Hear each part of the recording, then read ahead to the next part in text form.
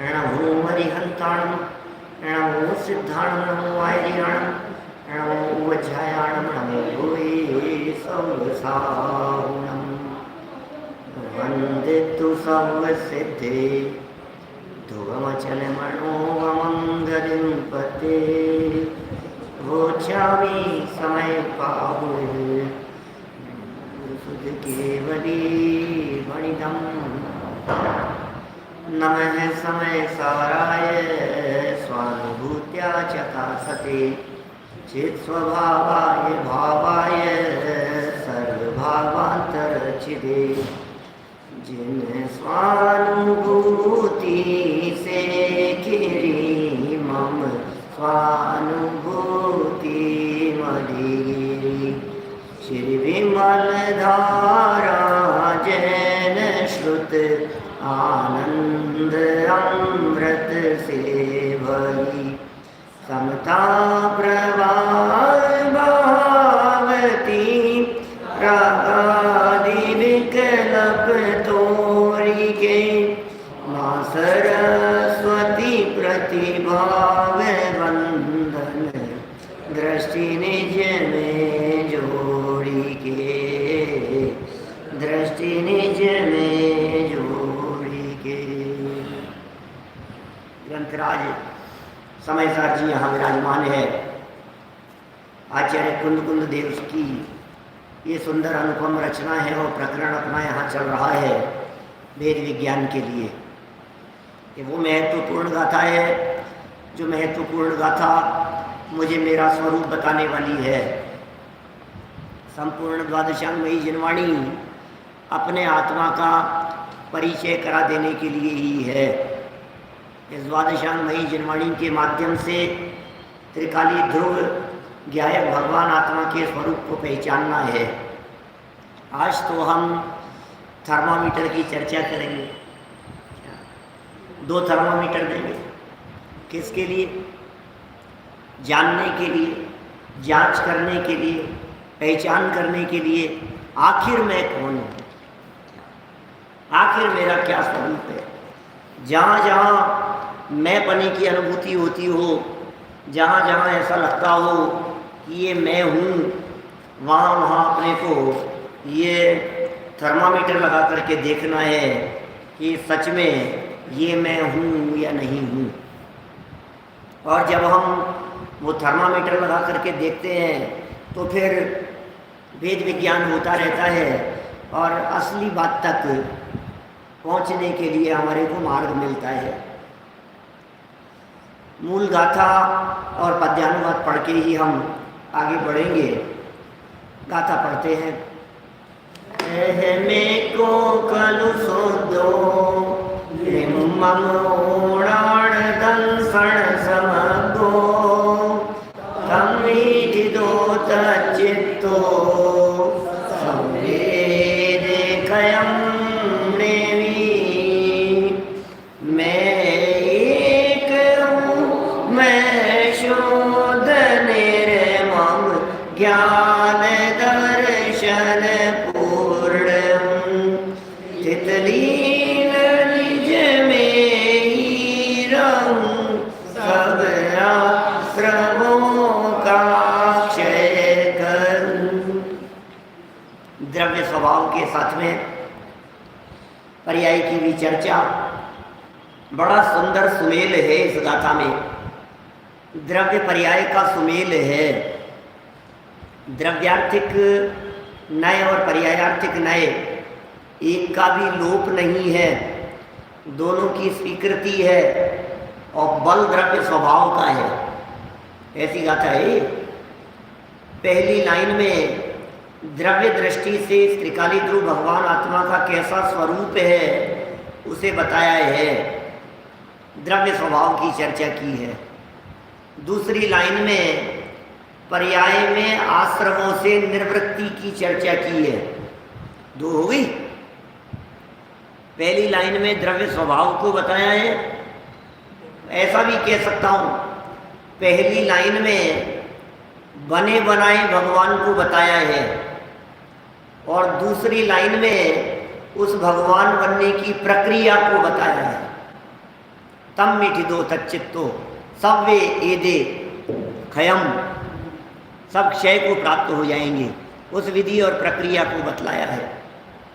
और महत्वपूर्ण बात तो यह है कि पहली लाइन और दूसरी लाइन दोनों यद्यपि एक दूसरे के विपरीत दिखते हुए भी दोनों के समन्वय को बताया है। माने पहली लाइन में द्रव्य स्वभाव की चर्चा, दूसरी लाइन में पर्याय में प्रकट होने वाली निर्मलता की चर्चा, और द्रव्य और पर्याय दोनों का स्वरूप परस्पर एक दूसरे से विपरीत दिखता है। उसके बावजूद भी बोले पहली लाइन का अवलंबन लेने से दूसरी लाइन वाला काम होता है। ख्याल में आ रही है बात?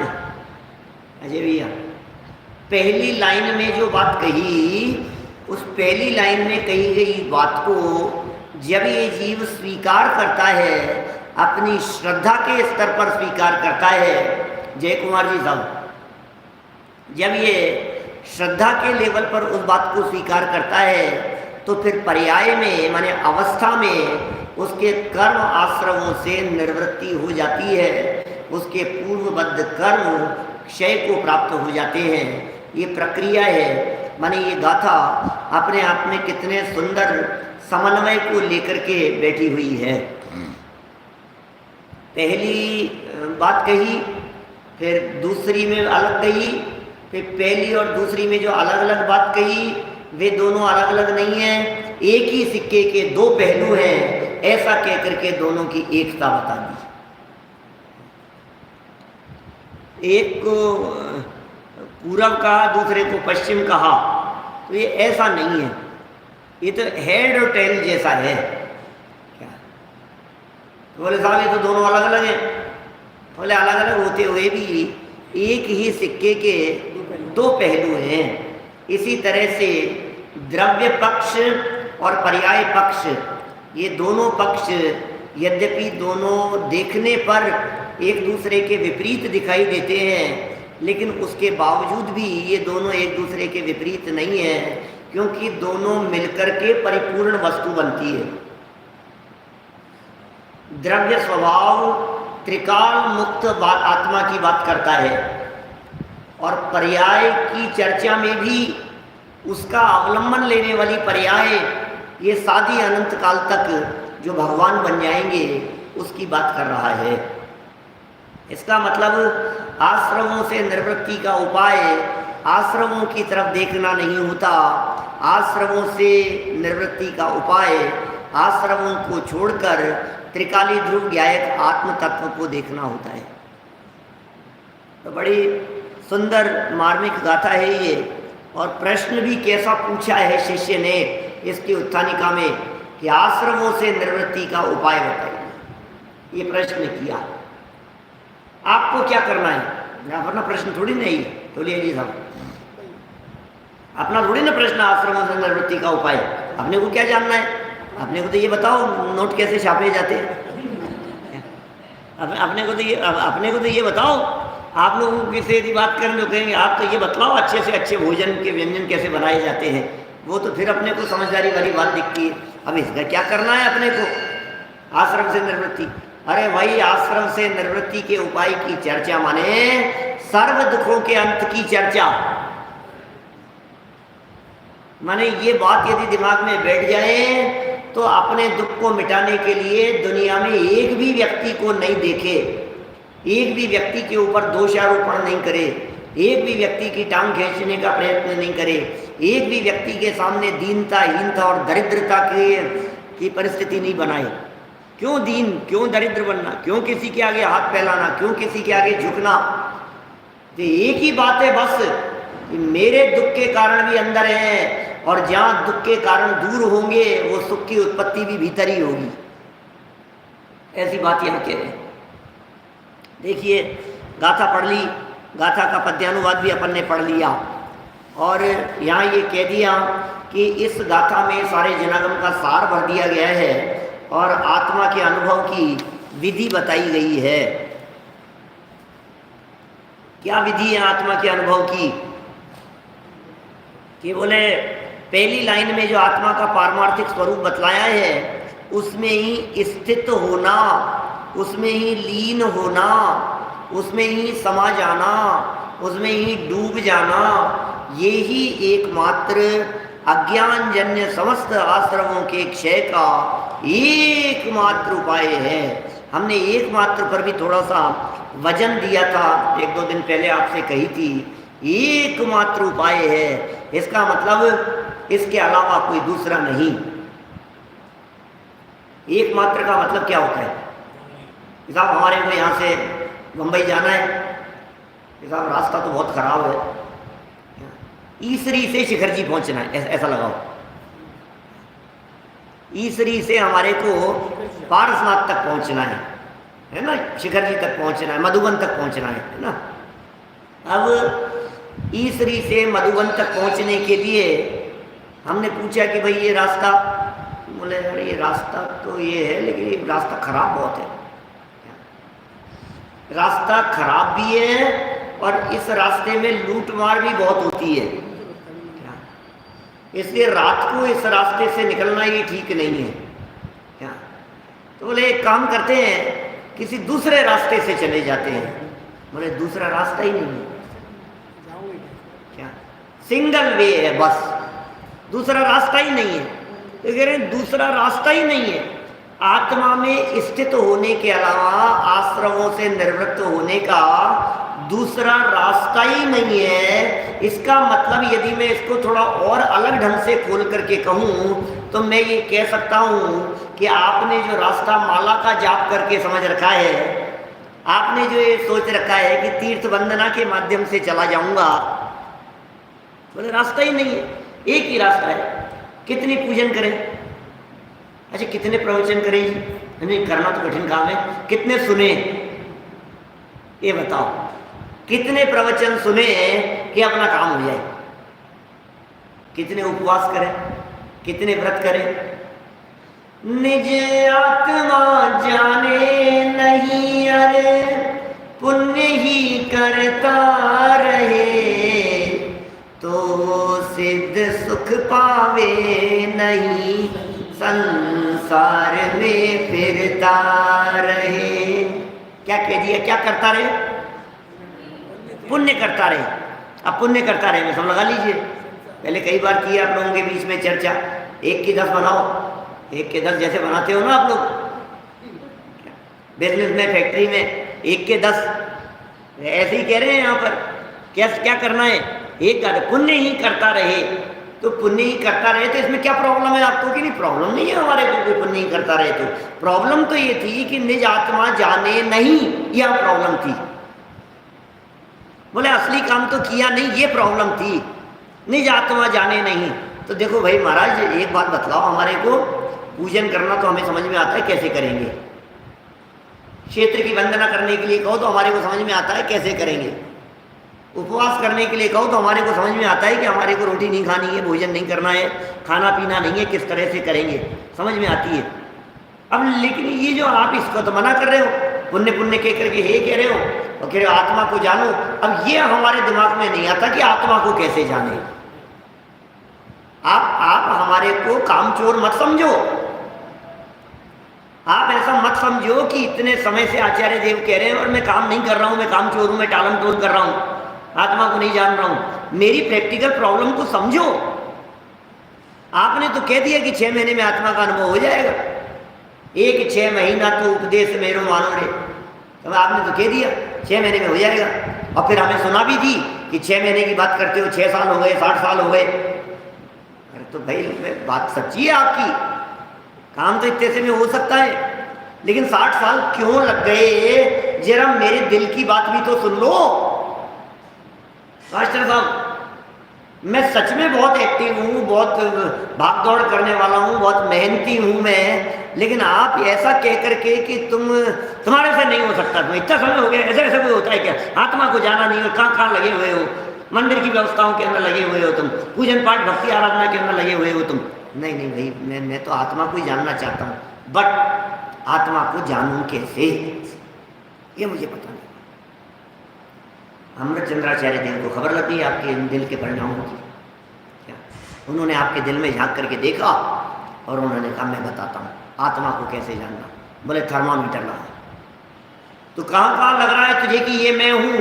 साहब ये मैं हो सकता हूँ, ये मैं हो सकता हूँ, ये मैं हो सकता हूँ। बोले लिस्ट बनाओ 200-400 चीज़ों की, और लिस्ट बना बना करके देखो कि इस लिस्ट में मैं कौन सी जगह पर हूँ।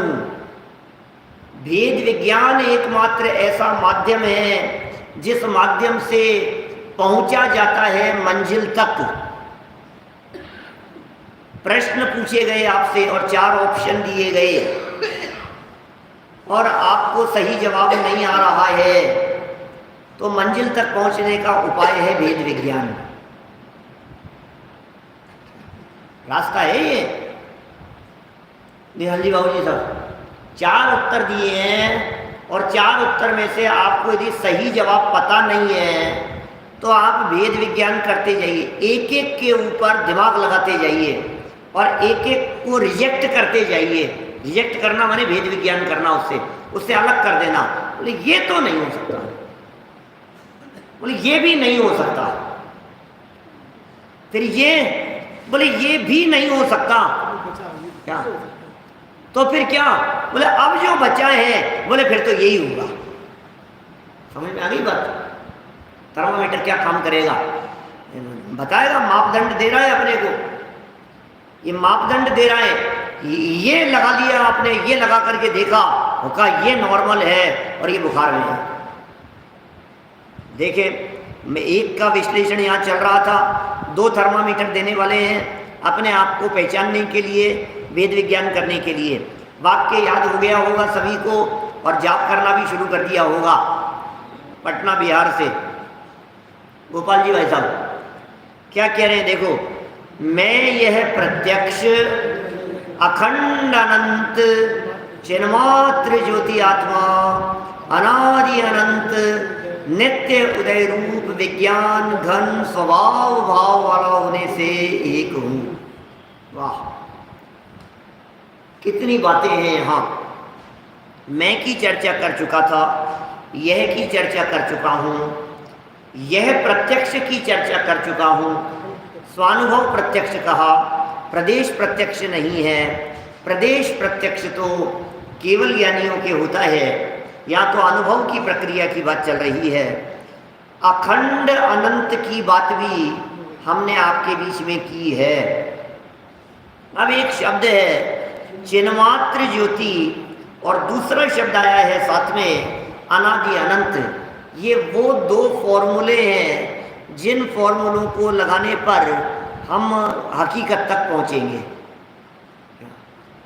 क्या है ये? 2 पॉइंट है ये। पहला पॉइंट है चिन्मात्र ज्योति और दूसरा है अनादि अनंत। चिन्मात्र ज्योति का मतलब क्या है? बोले जहां चैतन्य पना होगा, जहां ज्ञान मात्र पना होगा, वहां तुम्हारे चेतना, तुम्हारे जीवत्व की, तुम्हारे आत्म तत्व होने की संभावना है। सबसे पहला लगाओ आप ये फॉर्मूला। इसका मतलब जहां जीवत्व पना नहीं है, ये मेरा है और ये मैं हूं, बोले इसमें तो ज्ञान ही नहीं है। लगाओ इसमें चिन्मात्र पना है क्या? रिजेक्ट। ये मैं नहीं हूं क्योंकि इसमें ज्ञान मात्र पना नहीं है, इसलिए ये मैं नहीं हो सकता हूं।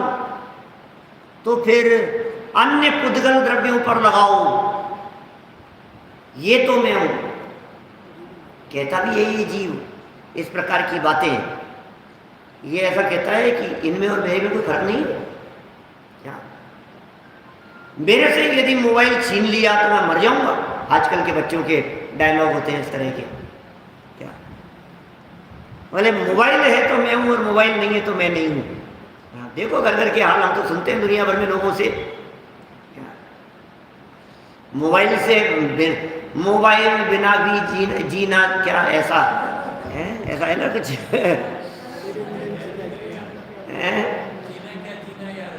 जी नहीं,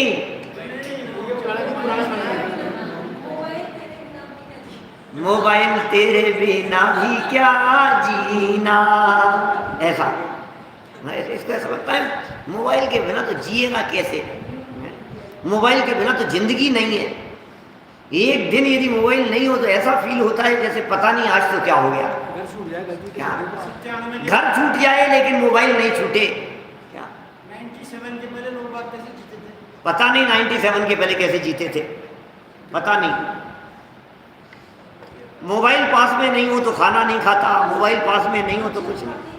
बच्चे तो खाते ही नहीं है, इसीलिए तो कह रहा हूँ मैंने बच्चों की गई है। क्या मर जाऊंगा मोबाइल मत छीनना मेरे से। बिना मोबाइल के नहीं, डिप्रेशन में आ जाते हैं, टेंशन में आ जाते हैं। चलो कोई बात नहीं, मैं ये कह रहा हूँ अकेले मोबाइल की बात नहीं है, हमारी तन्मयता, हमारा एक में एक पना जहाँ जहाँ जुड़ा हुआ है उसमें एक सबसे पहला फॉर्मूला लगा करके देखिए। फॉर्मूला नंबर 1, जहाँ चिन्मात्र पना होगा वो मेरा स्वरूप होगा, और जहाँ चिन्मात्र पना नहीं है वहाँ मेरा स्वरूप भी। जहाँ चिन्मात्र पना नहीं है वहाँ मेरा स्वरूप नहीं है। पुद्गल नव धर्म अधर्म काल, इनते न्यारी है जीव चाल, ताको न जान विपरीत मान, करी करे देह में निज पिचान। क्या क्या कह दिया है, क्या बोलो?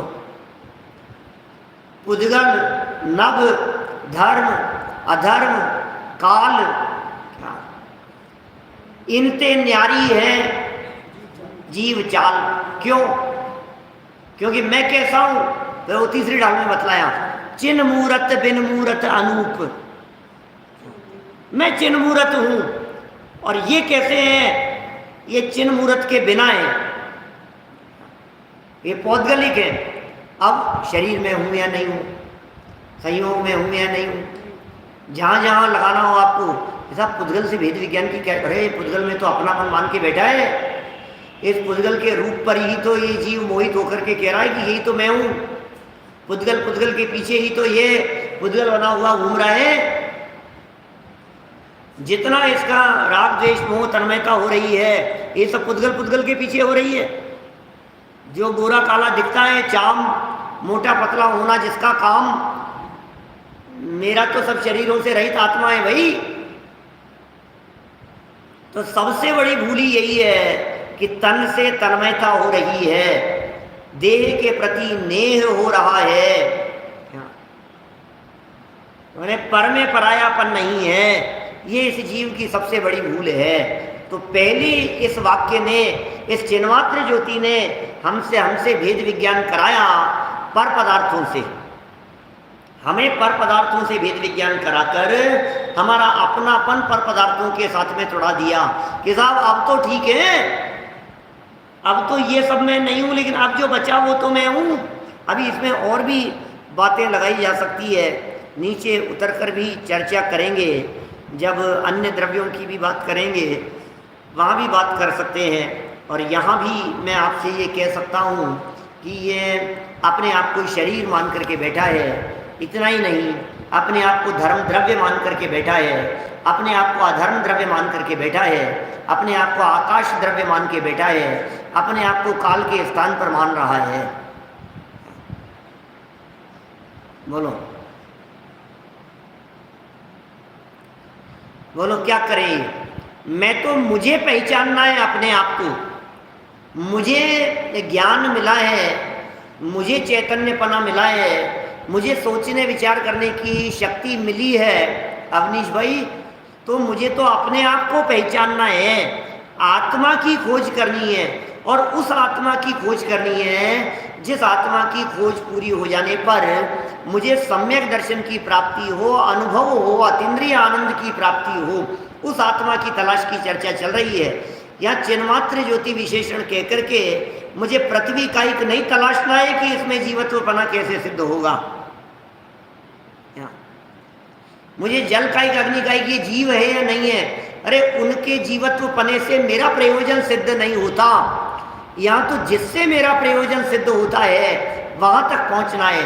अभी तो फर्स्ट स्टेप पर आए हैं, सेकंड स्टेप पर आकर के तो ऐसी बात कह देंगे कि ये मति ज्ञान वाला भी मैं नहीं हूं। क्यों? क्योंकि दूसरा फॉर्मूला लगाओ, जो अनादि अनंत है वो मैं हूं और जो अनादि अनंत नहीं है वो मैं नहीं हूं। क्या ख्याल में आ रही है बात? माने मुझे ये नहीं देखना है कि दुनिया में कितने जीव हैं, ये तो अध्यात्म का सर्वोत्कृष्ट प्रकरण है। इस प्रकरण में तो यहां तक बात कहेंगे कि दूसरे जीव मेरे लिए जीव नहीं है, दूसरी आत्मा मेरे लिए अनात्मा है। जैसे जगत में ये कहा जाता है दूसरे का पैसा मेरे लिए पैसा नहीं है, कहते हैं ना इस तरह की बात। दूसरे का धन, दूसरे की प्रॉपर्टी, दूसरे की संपत्ति संपत्ति नहीं है, ऐसा समझो वो कुछ नहीं है, उसे नहीं मान करके चलो। तो दूसरे आत्माओं को अनात्मा मान करके चलो। दूसरे आत्मा बोले आत्मा ही नहीं है कि क्यों?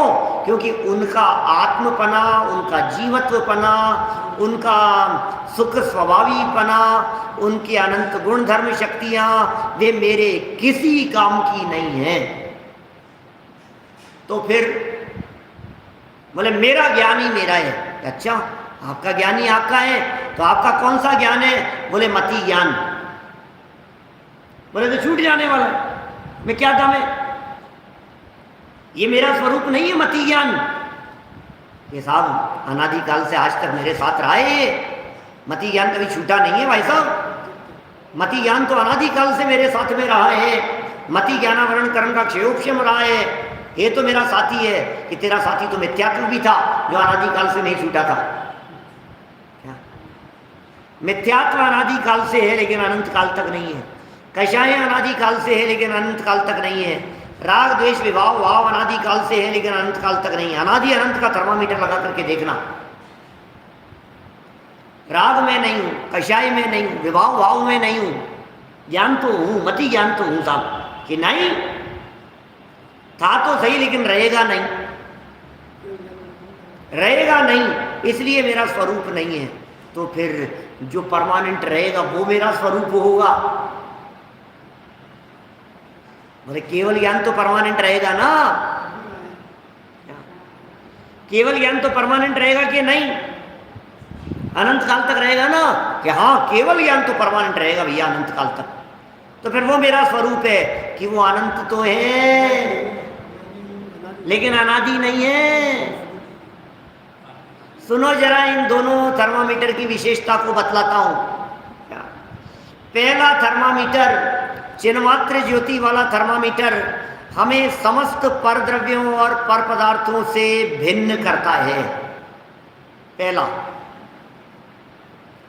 समस्त पर पदार्थों से भिन्न करता है, जड़ द्रव्यों से भिन्न करता है, बुद्गल धर्म अधर्म आकाश काल से भिन्न करता है। ये पहला। लेकिन अब जब ये पहला लगाया तो कदाचित ऐसा भी हो सकता है कि साहब मेरी पत्नी भी चिन्मात्र वाली है। क्या जैसा मेरे जो बच्चे हैं ना वो भी चिन्मात्र वाले विशेषण वाले हैं, वो भी जानते देखते हैं, सुख दुख का अनुभव होता है, चैतन्यपना उनमें भी है। तो यही है ना मेरे अनुभव का विषय। बोले सुन कि तेरा बच्चा कब से है? 20 साल का हो गया। अच्छा 20 साल से है? तो बोले तो ये थर्मामीटर लगाना। कौन सा? अनादि अनंत वाला। क्या जो अनादि अनंत है वो तेरा स्वरूप है। क्या तुरंत भेद विज्ञान हो जाएगा। मैं ऐसा कह सकता हूं ये अनादि अनंत का फॉर्मूला लगाकर पर्याय मात्र से भिन्न किया। दुनिया की कोई भी पर्याय हो, सुनील जी शास्त्री साहब मुरार वाले बोलो, दुनिया की कोई भी पर्याय हो वो पर्याय अनादि अनंत नहीं हो सकती। तो मैं जो चैतन्य आत्म तत्व हूं, ये चैतन्य आत्म तत्व तो वो हूं जो अनादि अनंत है। माने चेतना लक्षण वाला और वो चेतना जो चैतन्य लक्षण अनादि काल से लेकर अनंत काल तक हो, वो मेरा असली स्वरूप है।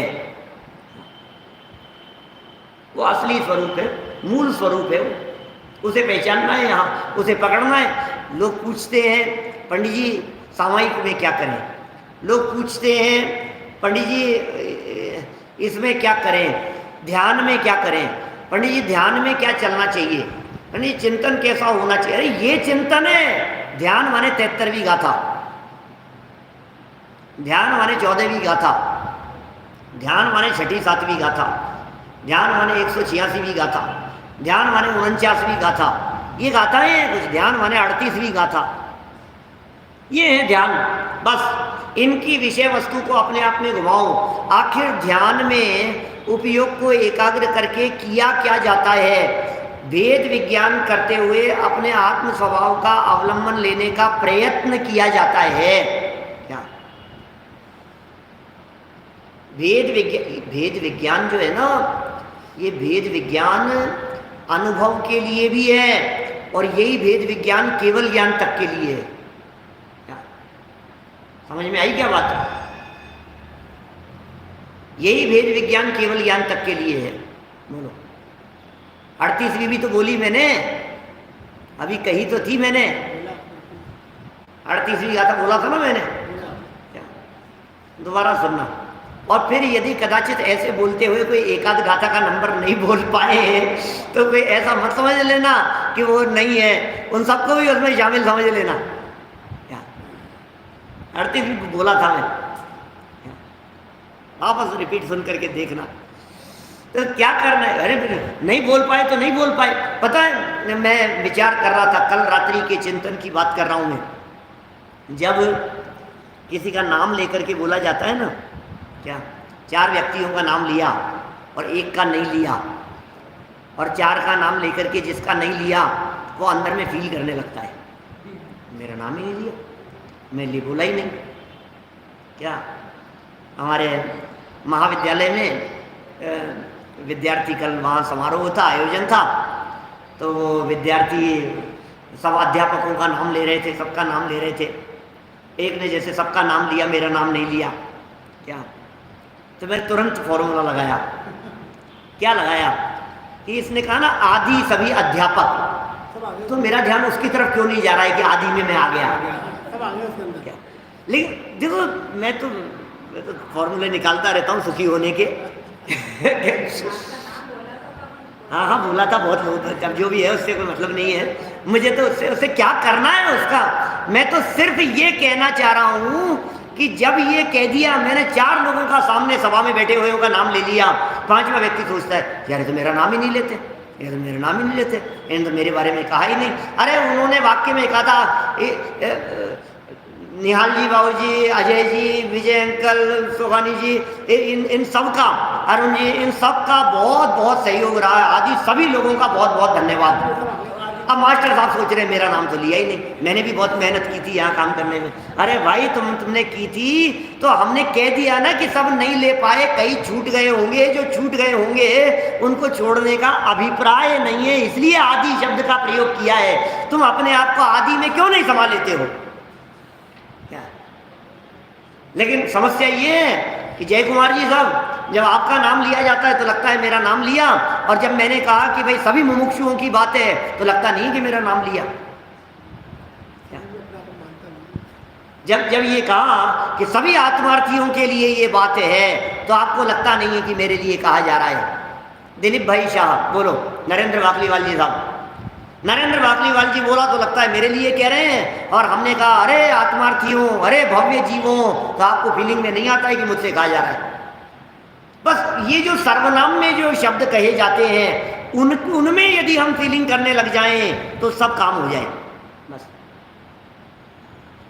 एक क्षमावाणी के प्रसंग में कहना, जैसे सबसे यहाँ मंच पर खड़े होकर के मैं सभी से जो भी गलती हुई हो उसके लिए क्षमा मांगता हूँ। अब आपको हमसे तो मांगी नहीं, हमसे तो मांगी नहीं, आपसे मांगी थी, हमसे तो मांगी ही नहीं, आपसे हमसे क्षमा कब मांगी इन्होंने? बोलो नीरज जी, हमसे क्षमा कब मांगी इन्होंने? हर व्यक्ति कहते हैं हमसे मांगी नहीं, और हम कहते हैं हमने तो सबसे मांग ली। ये फीलिंग में नहीं आता है। बहुत इतने गजब की जनवाणी है हमारे को मिल गई है भाई साहब, इतना ज़बरदस्त तत्व ज्ञान मिल गया है हमारे को, ये महामहिमाशाली चीज़ मिल गई है, और हम कहाँ मान में फंस गए, हम कहाँ स्वाभिमान में फंस गए, हम कहाँ घमंड में उलझ करके रह गए। अपने आप को टटोलो, रिमूव करते जाओ इन सब चीज़ों को। इसमें क्या दम है किसी व्यक्ति ने नाम ले लिया, अरे एक नाम के अनंत हुए, क्या बात कर रहा है, कौन से नाम को कौन पूछता है और कौन जानता है और कौन किसका ध्यान दे रहा है। मेरा नाम किसी ने नहीं लिया, ये मेरे अलावा और किसी को विकल्प आया क्या? बोलो सोचना जरा। क्या उल्लास भाई जोहरिया साहब, मेरा नाम नहीं लिया जिग्नेश भाई, ये मेरे अलावा और किसी को विकल्प आया क्या? बोलो इस धरती पर। बोले किसी को नहीं आया, तो किसी को नहीं आया तो तू क्यों कर रहा है जबरदस्ती का विकल्प? तू क्यों परेशान हो रहा है? जो विकल्प दुखी करने वाले हो, उन विकल्पों से ऊपर उठो भाई, उन विकल्पों से ऊपर उठो। क्या ये बहुत जबरदस्त चीजें अपने पास में लगाओ जरा थर्मामीटर यहाँ अनादि अनंतता का, कि तुम जिस नाम को अपना मान करके बैठे हो, जिस नाम में तुम्हारी तन्मयता छिपी हुई है बुरीचा जी, जिस नाम में तन्मयता छिपी हुई है, ये नाम अनादि अनंत है या नहीं है? आलोक जी भाई साहब कारंजा वाले, बोलो ये नाम अनादि अनंत है या नहीं है? अरे अनादि अनंत की बात कर रहे हो, 60 साल पहले नहीं था। आप तो रिटायर हो गए ना भाई साहब, 70 साल तो पहले नहीं था ये नाम। बोलो, कल तो दादा ने भी याद किया था आपको। माने 70 साल पहले तो नहीं था ये अजय, अजय गोधा मेरा नाम है। कितने साल पुराना है ये? अनादि से तो नहीं है। अरे नहीं, मैं तो अनादि से ही ढोलिया हूं। ऐसा थोड़ी ना चलेगा, अनंत काल तक रहने वाला नहीं है ये। पर्याय गई और सब चला गया, इसमें क्या है? ये पर्याय चले गई और सब कुछ चला गया ना, फिर कौन पूछेगा? सीता का जीव रावण को संबोधन करने के लिए गया नरक में, और नरक में जाकर के आवाज लगाई होगी, भाई साहब ये रावण जी कहाँ रहते हैं? रावण जी कहाँ मिलेंगे? अरे रावण, रावण कहाँ है? रावण, रावण को ढूंढने के लिए आई हूं यहाँ पर। रावण मिलेगा वहां कोई? अब कौन रावण है? मर गया रावण, रावण ने अपने रावण पने को मार दिया। खत्म हो गया वो तो सब। कितना जबरदस्त चीज मिल गई है। अनादि अनंत को लगा करके देखो, अनादि अनंत को लगा करके देखो। ये कह रहे हैं भैया अनादि अनंत, क्या जबरदस्त चीज मिल गई है।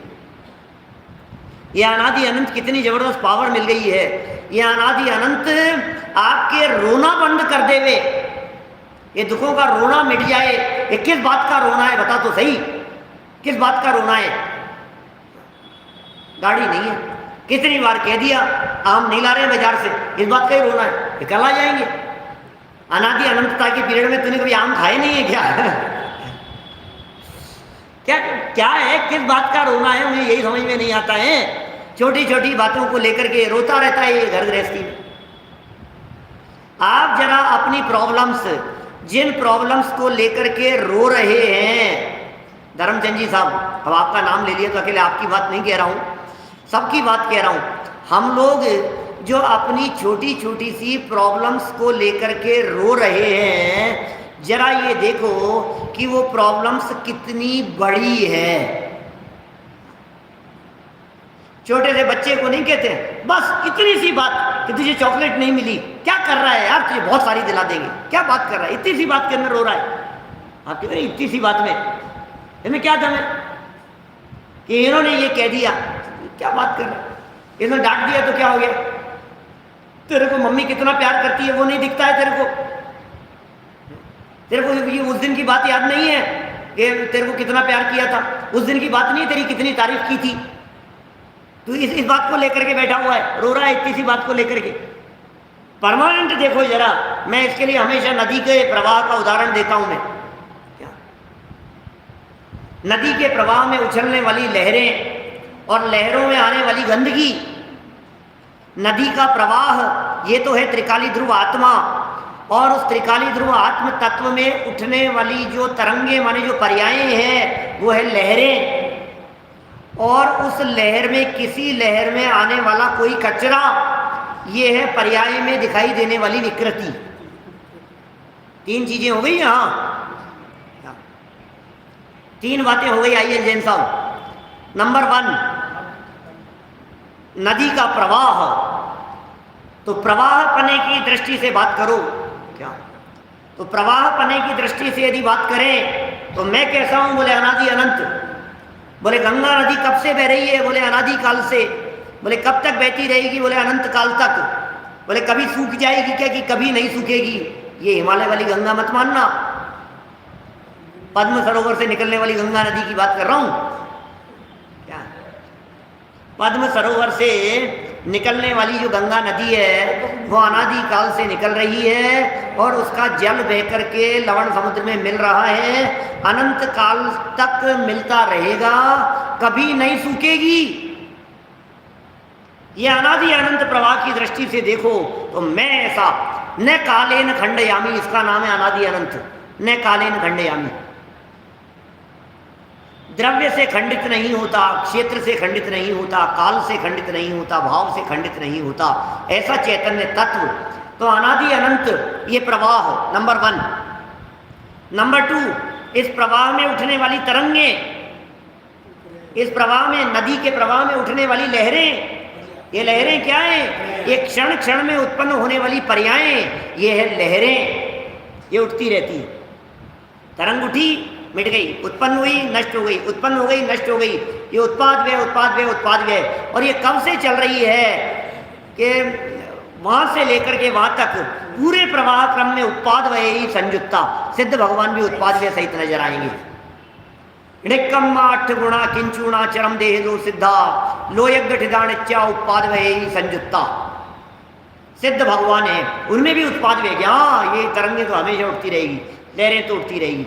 अब इन लहरों से उठने में बीच बीच में कहीं गंदगी आ जाती है। बीच बीच में गंदगी आ जाती है। हमें तो ऐसा लग रहा है, हर्षवर्धन जी साहब, हमें तो ऐसा लग रहा है कि ये गंदगी अनादि काल से हर लहर में आ रही है। ऐसा लग रहा है ना अपने को। तो आप कह रहे हो कभी कभी किसी लहर में आ जाती है। ये सच्ची बात तो यही है कि किसी किसी में ही है, सब में नहीं है।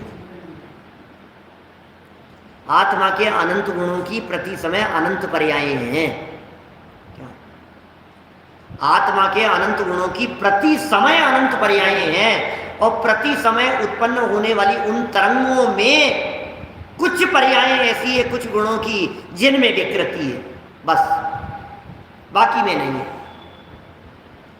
अब जिसमें तरंग में उठी हुई विकृति दिखाई थी, उसको देख करके गंगा नदी तो बहुत गंदी है, मैंने तो देखा था उसके अंदर तो एक कागज उछलता हुआ देखा था। मैंने तो, अरे मूर्ख, तू उस कागज को देख रहा है, गंगा तो गंगा है, क्या बात कर रहा है?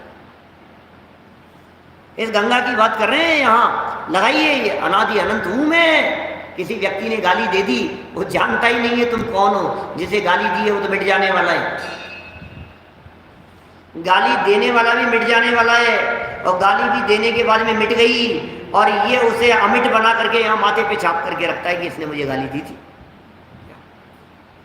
हम याद ही नहीं रखते।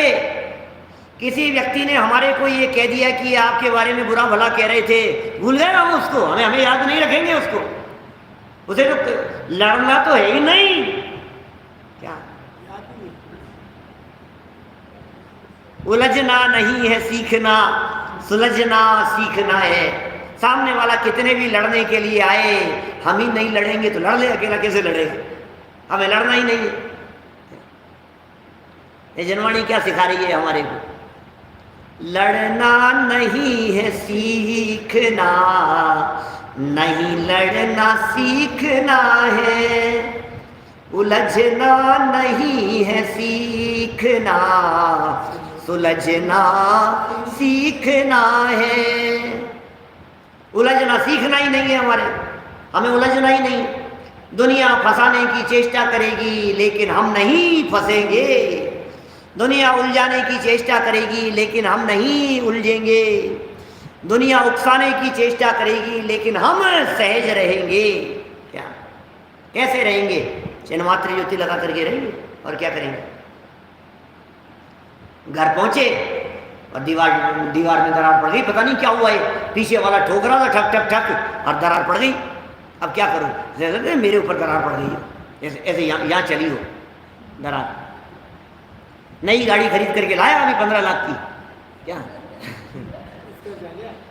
और स्क्रैच आ गया। अभी लेकर के आया था, अभी तो शोरूम से घर तक पहुंचा है और इतने में रेड लाइट पर ला करके खड़ी की, रेड लाइट आगे हुई और इसने गाड़ी को रोका और पीछे से आकर के बाइक वाले ने पीछे देखे, साइड से निकलते हुए करता हुआ निकल गया। ऐसा दिमाग खराब हुआ, ऐसा दिमाग खराब हुआ, क्या सीने में दरार पड़ गई। भाई चिन्ह मात्र लगा करके देखना जरा, चिन्ह मात्र लगा करके देखो जरा, तुम हो कि तुम्हारे ऊपर कुछ हुआ है, तुम्हारे ऊपर कुछ चला है, कितना जबरदस्त चीज दे दी है ये। सारे पर द्रव्यों से भिन्न दो बातें हो गई, पर और पर्यायों से भेद विज्ञान करना होता है, ये जनवाणी का कहना है। आपको अपने आत्मा को पकड़ने के लिए पर और पर्यायों से भेद विज्ञान करना है। क्या साहब?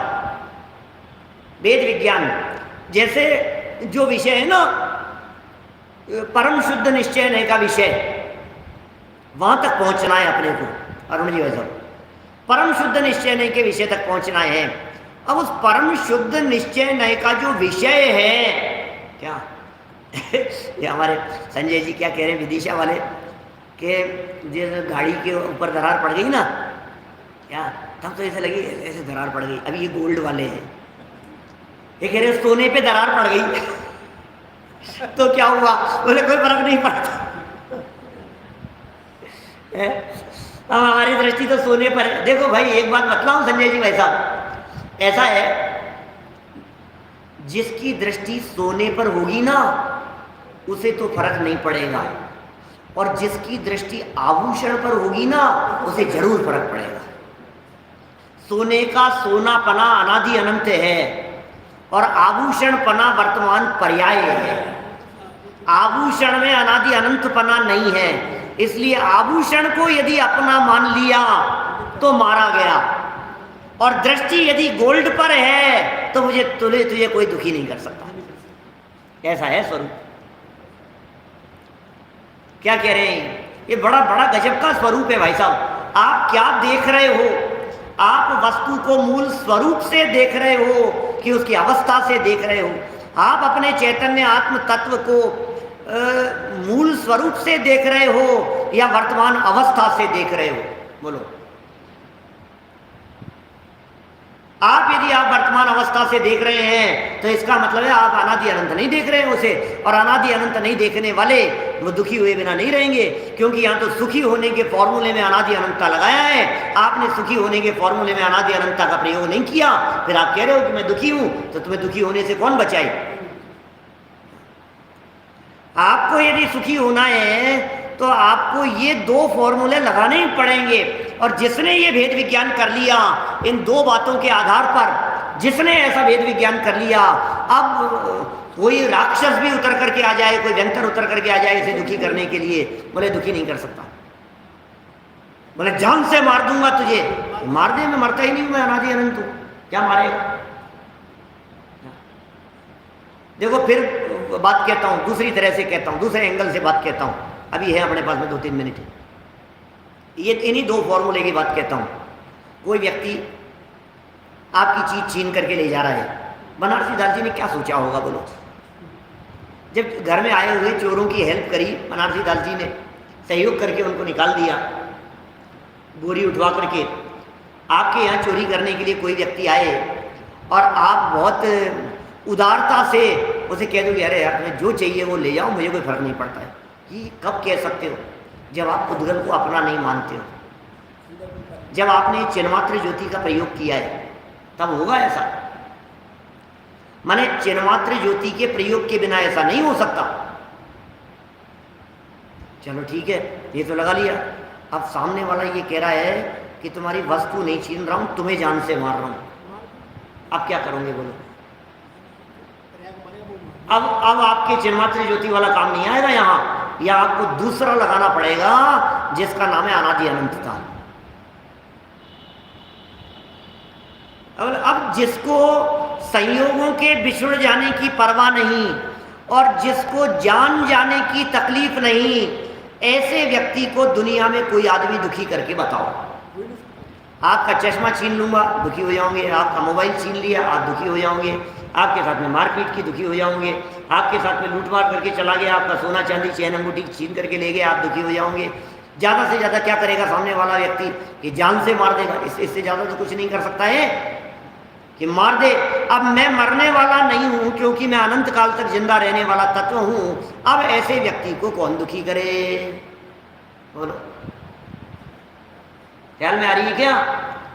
सिर्फ दो विशेषण पढ़े हैं यहां पर, बातें तो बहुत गंभीर हैं। एक कह करके क्या कहना चाहते हैं, क्या कर दिया है अमृतचंद्र स्वामी ने, क्या दे दिया है हमारे को। एड़ी से चोटी तक का जोर लगा लेते, 100 सिरके हो जाते, 1000 लोग मिलकर के अपने ब्रेन का यूज करते। यहां जब अहम इक्को कुंदकुंदाचार्य देव ने कहा था,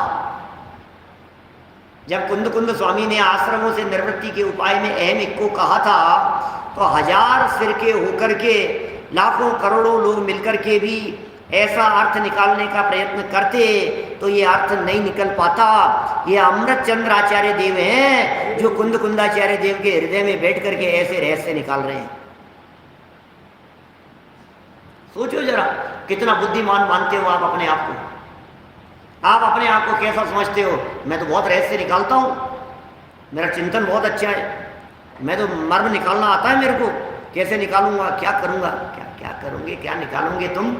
ये बात क्या कह रहे हैं यहाँ पर? ये बात कह रहे हैं, ये अमृतचंद्राचार्य के शब्द देखो जरा, इतनी बातें निकल करके आती है क्या? मैं यह प्रत्यक्ष, पूरा वाक्य माला का जाप करना है, एक माला फेरनी है आज। मैं यह प्रत्यक्ष अखंड अनंत चिन्मात्र ज्योति आत्मा, अनादि अनंत नित्य उदय रूप विज्ञान धन स्वभाव भाव वाला होने से एक हूं। क्या, कैसे एक हूं मैं? व्यवहार की बातें नहीं, एकत्व भावना में आप अकेला अवतरे की ही बात करेंगे। जन्मे मरे सुख दुख भोगे नरक जावे एकला, उसी की बात करेंगे एकत्व भावना में। अकेले ही सुख दुख को भोगेगा, यही बात करेंगे एकत्व भावना में। कोई किसी का नहीं है, जी अरे जिया तू त्रिहुकाल अकेला, यही बात करेंगे। अरे यहाँ अकेले में अनंत गुणों का मेला साथ में कह रहे हैं, ये बात कुछ विशेष है। तो हमने यहाँ चिन्मात्र ज्योति कह करके समस्त पर पदार्थों से भिन्नता के लिए एक फॉर्मूला डेवलप किया, और अनादि अनंत कह करके अपनी समस्त पर्यायों से, चाहे वे विकारी पर्याय हों, चाहे वे निर्मल पर्याय हों, चाहे मति ज्ञान वाली पर्याय हों, चाहे केवल ज्ञान वाली पर्याय हों, चाहे अनंत सुख वाली पर्याय हों, माने इस अनादि अनंत वाले फॉर्मूले में तो सिद्ध पर्याय भी मेरे में नहीं है, सिद्ध दशा भी मुझसे भिन्न है, अरहंत दशा भी मुझसे भिन्न है, साथ ही अनंत काल तक सिद्ध दशा में भोगने वाला जो आनंद है वो भी मुझसे भिन्न है। क्योंकि मैं आनंद भोगने वाला नहीं, मैं तो आनंद स्वरूप तत्व हूं।